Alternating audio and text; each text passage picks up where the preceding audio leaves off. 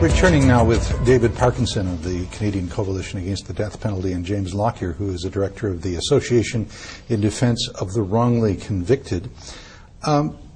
David, during the Sampson matter, people kept mousetrapping or trying to mousetrap Bill Graham, the Foreign Affairs Minister, in the halls of Parliament, saying, what are you doing about this? How do you react to that? And he kept saying, you simply cannot push me on this, because if you do, this man's going to get his head chopped off. Well, what did you make of that? Well, unfortunately, now if another Canadian is arrested in Saudi Arabia and faces the same fate as Mr. Sampson, unfortunately, from now on, that's the way business is going to have to be conducted with the Saudis. We didn't recall our ambassador. We didn't make any diplomatic threats or economic threats to the Saudi government as a result of Mr. Sampson. When the National Post ran a story about his torture, we ended up apologizing to them because our free press happened to make light of what was taking place in their country. Wait a minute. What economic threats could we make against Saudi Arabia? We certainly could have any sort of economic deals that we had lined up in the future, any sort of aid, and just basic consular relations with the country. The fact that we were opening a new embassy. The Prince had canceled his visit for the opening of the new Saudi embassy when that article had run. So if not hardball, but harder ball. Harder ball in that way. Instead of having them dictating terms to us, it seems that in these instances, the countries that we're confronting are dictating the terms of negotiations to us, holding our citizen at arm's length, saying, look, we're going to execute him. What are you going to do for us? When we should have been turning around and telling them, yeah, you're going to execute him, you have to do what we insist that you do in order to get them out. I see a mild and patient smile on the face of James Lockyer. You're not quite as hawkish on this. No, I don't like to be seen as an apologist for foreign affairs, but I mean, take the case of the two in Guantanamo Bay. What are we going to do to the United States about the fact that they won't even let us see them? It's completely in violation of every convention. Are we going to impose economic sanctions on the United States? Of course not. The case of Vietnam, we did. We essentially cut off relations with them for, as I recall, about 6 months when they executed Madame Nguyen. In the case of Folder, of course, we did nothing. Again, that was Texas. That was the United States. So it's hard to be consistent across the board. In the case of Saudi Arabia, I suspect there was very little Canada could do that would have any impact on Saudi Arabia whatsoever, except that, in my view, the hue and cry that was generated as a result of what happened to Bill Sampson was probably highly embarrassing to them at an international level. I certainly hope so, because their legal systems are corrupt and outrageous. So I think there probably was a good impact there. In terms of Bill Sampson, I think the Canadian government was always going to come behind the British government. They had 5 nationals convicted of the same crimes. One of their nationals was also facing beheading. England's a lot nearer Saudi Arabia than we are, has a lot more ties with Saudi Arabia than we do. It was never likely that Saudi Arabia would release Sampson and not release the British at the same time. So I think it was inevitable the British had to be the primary players in that particular case. But the reason being for that, too, is that the British have more economic clout with Saudi Arabia. They have more trade deals with Saudi Arabia and a tighter relationship with them.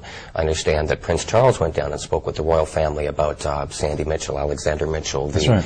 So this is the sort of thing, whereas Canada, although we do have a certain amount of clout, we never used it. We ended up backing down and ending up basically answering to them in this whole situation instead of having them have to answer to us. Okay. Well, something worked, but there are other people in foreign prisons, some of them, I understand, in fear of death, that we don't hear about much. Who's out there? Well, the one I think we have to be most worried about now is Abdullah al-Malki, who is in the very jail that Meher Arar got released from a few weeks ago. And Mr. Arar told us in a very moving statement yesterday that Mr. al-Malki is receiving worse torture than he did, if that can be imagined, and is still being tortured as we speak. And I think that has to be one of our most determined goals, is to get him back to Canada as well. And he's been in for a year, and we're just starting to hear about him because he did not have a pretty focused, aggressive wife to go and talk to reporters. Well, that's a little unfair. He's actually been in 2 years. He's been twice as long as Mr. Arar was.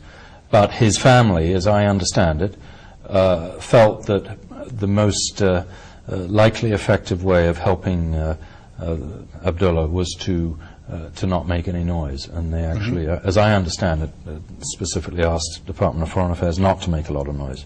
What do you know about this case? This is just coming to light now. I didn't have much familiarity with it until the press conference the other day when it was spoken about. But certainly I think the Canadian government should be doing more in this case as well. I know that they have requested that they keep a low profile in this case. But again, if some of the other instances where the Canadian government has kept a low profile or any indication, it doesn't always work. And I think in the long term, to take a more hardball approach with these governments, although it may not necessarily alleviate some of the problems with the individual prisoner they're working on behalf of at the time, long term down the road, it may alleviate concerns that we have of future people being incarcerated in those countries and facing the same sort of treatment, torture, what have you. So we're going to have a new Minister of Foreign Affairs before too long, we assume. What advice would you have for him or her? Actually, from little I know about politics, I think Mr. Graham has quite a good chance of keeping his post, but I don't know.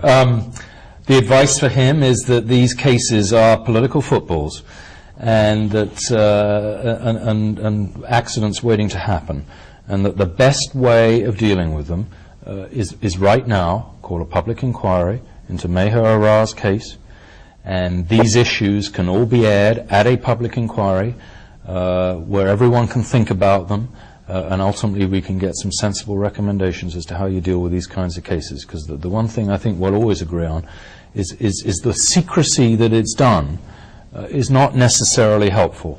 It may be in some cases, it may not be in others, but it's time the Canadian public had a chance to look at these cases in a public inquiry. And we may also find during an inquiry what the role of the Canadian security establishment was in encouraging the Americans to do something to Meher Arar, whether it was deportation or not. Absolutely. I mean, what happened to Mr. Arar is so outrageous.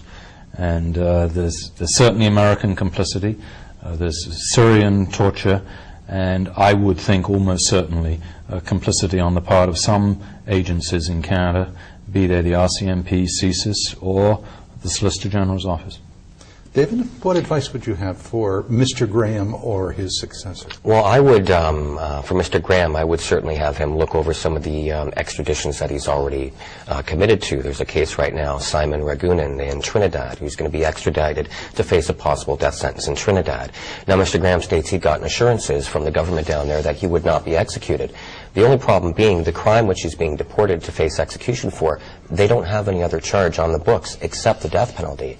So for him to then be extradited down there, I find it highly improbable that their government can give assurances he won't be executed or face. There's no other penalty for murder? No, he's going down there for, I believe it's his involvement in the car bombing of a police informant.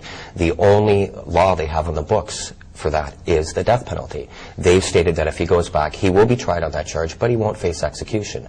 So short of an amendment to legislation in their parliament down there, I don't see how that's possible. There was also recently another case of an individual who was extradited to the United States, not as part of an extradition request, but through immigration law. He was extradited on an immigration request. So it basically superseded foreign affairs, and they had no involvement in the case whatsoever. So they ended up skirting their way around the Supreme Court decision that says we cannot extradite to a jurisdiction where they may face capital punishment in both these cases. We're out of time, and I'm sorry. I'd like to invite you both to come back the next time we look at this issue, as we certainly will before long, and I'll keep my eye, and as will you, on that deportation case. Thank you both very much. David Parkinson and James Lockyer. In a moment, Dan McTeague, who's a Liberal MP and someone very centrally involved in the fight to free William Sampson.